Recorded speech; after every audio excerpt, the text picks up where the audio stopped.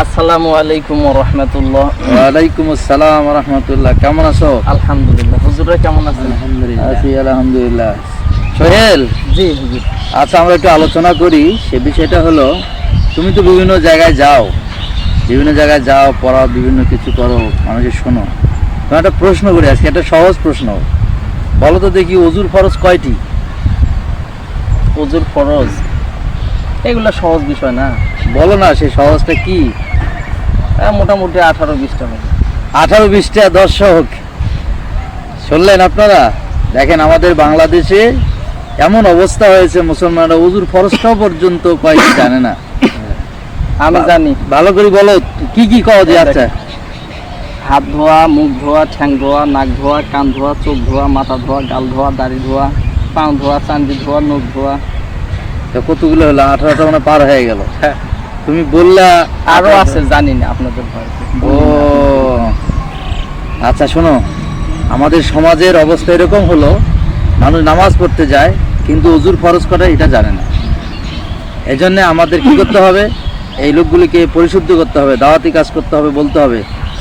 দর্শকবিন্দু শুনে নেন, যে বললো অজুর ফরজ যতগুলো বললো, এগুলো না। অজুর ফরজ 4টি আমরা শিখবো।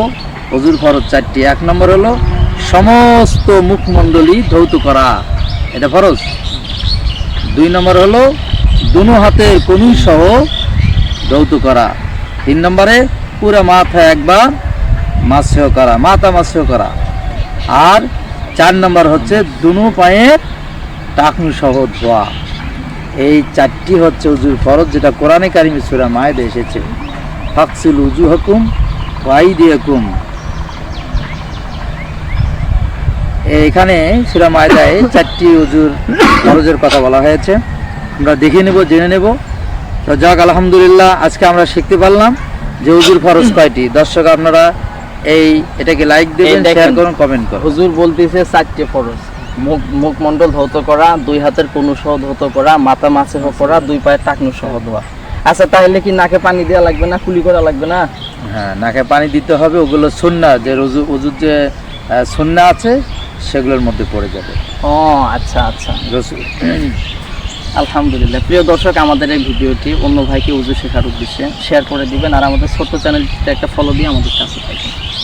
আসসালামু আলাইকুম ওয়া রাহমাতুল্লাহ। আসসালামু আলাইকুম ওয়া রাহমাতুল্লাহ।